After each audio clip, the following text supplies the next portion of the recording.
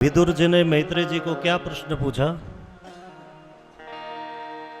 सुखाय कर्मा करोति लोको न ते सुखं वान्य दुपारंबा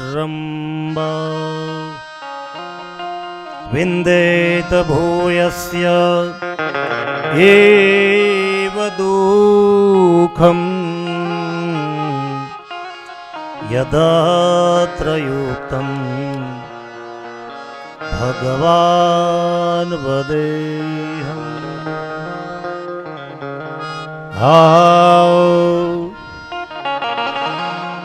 सुखाय कर्मा निकरोतु लोको। विदुर जी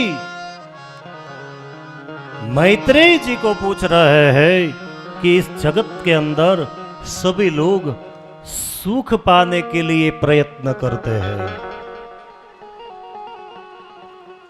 संसार के तमाम लोग सुख पाने के लिए, सुखी होने के लिए प्रयत्न करते हैं। सही बात है ना? सुबह जल्दी उठकर शाम तक प्रयत्न क्यों करते हैं? सुखी होने के लिए। मगर फिर भी लोग सुखी नहीं रह पाते। है कोई सुखी? कोई मन से दुखी, कोई स्वभाव से दुखी, कोई प्रकृति से दुखी, कोई शरीर से दुखी, कोई पड़ोसी से दुखी, कोई पैसे से दुखी, कोई पत्नी से दुखी, कोई पति से दुखी, कोई बच्चे से दुखी, कोई बोले अपने पास छोटी गाड़ी है और पड़ोसी के पास बड़ी गाड़ी है तो दुखी। आ दुख बधा કેટલાક છે જુઓ તો ખરા તમે।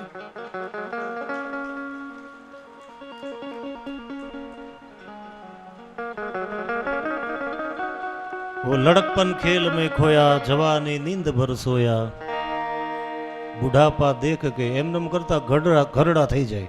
શું થઈ જાય?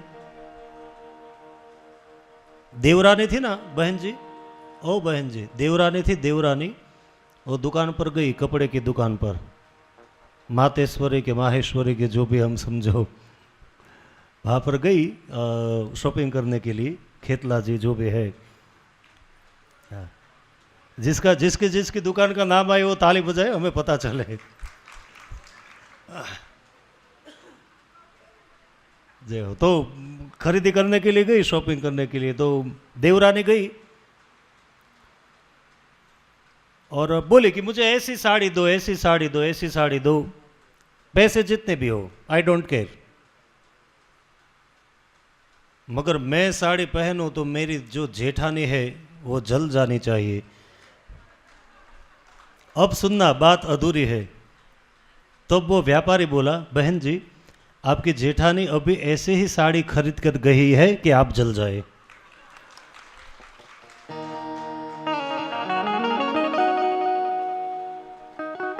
केवा केवा उभा करे छे लोग दुख।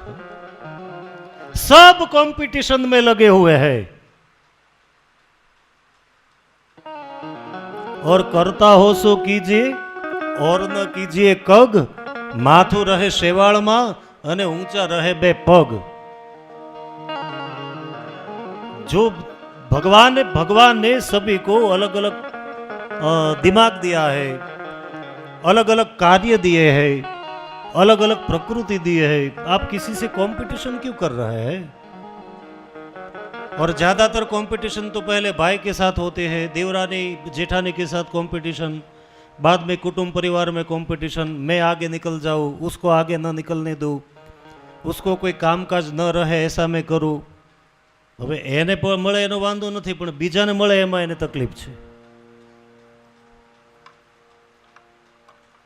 सब अपने अपने कर्म का, अपने पुण्य फल का प्राप्त करते हैं।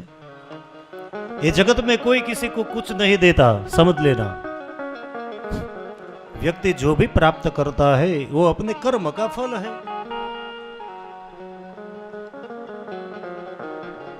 सुखाय कर्म निकरोतु लोको। इस संसार में सुखी होने के लिए सभी लोग दिन रात मेहनत करते हैं, मगर ज्यादातर लोग सुखी नहीं रह पाते।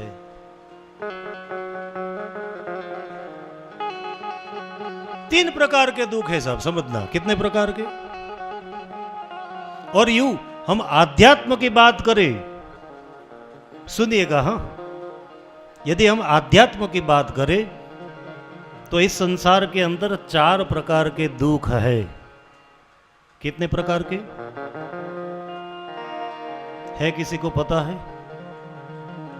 हम जो शिव जी का श्लोक बोलते हैं ना, मृत्युंजय महादेव, आता है किसी को ये श्लोक? किसी को नहीं। मृत्युंजय महादेव त्राहि मां शरणागत,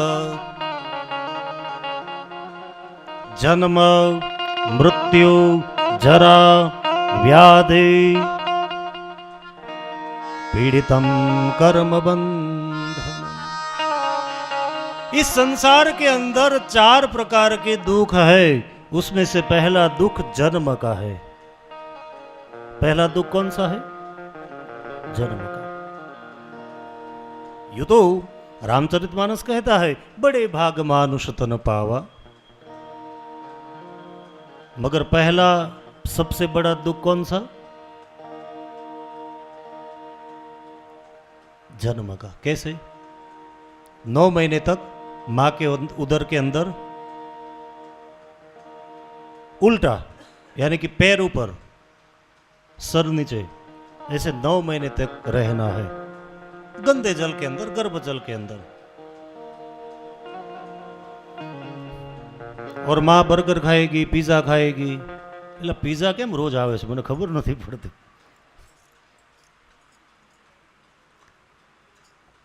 कोई ऐसी सीरियल देखेगी वो भयानक,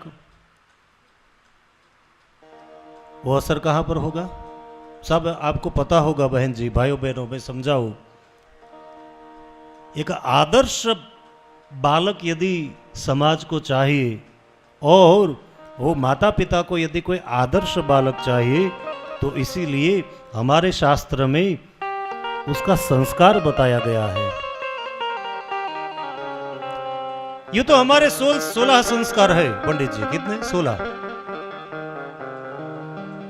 अभी 3-4 ही रहे। नामकरण संस्कार हो गया, कर्ण वेद भी नहीं आता, नवराशन भी नहीं आता, बहिर्निष्क्रमण भी नहीं आता, विवाह अंतिम संस्कार, ये सब 3-4 रहे।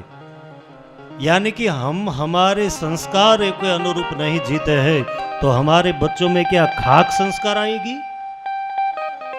क्योंकि हम ही संस्कार भूल गए हैं।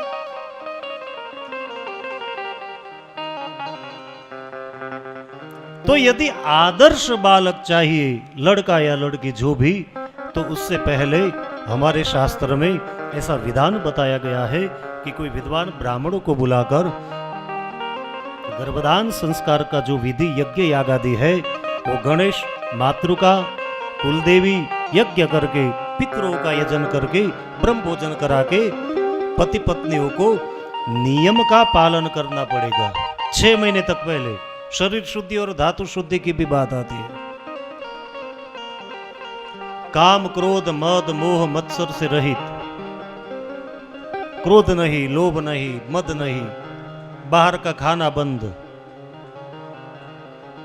हमेशा ऑलवेज हैप्पी, आनंद में, परोपकारी, शौर्यवान, धैर्यवान। यदि ऐसी सभी नीति नियमों का पालन करे तो उसके वहां एक आदर्श पुत्र या पुत्री का जन्म हो सकता है। पहले से उसकी तैयारी की है तो।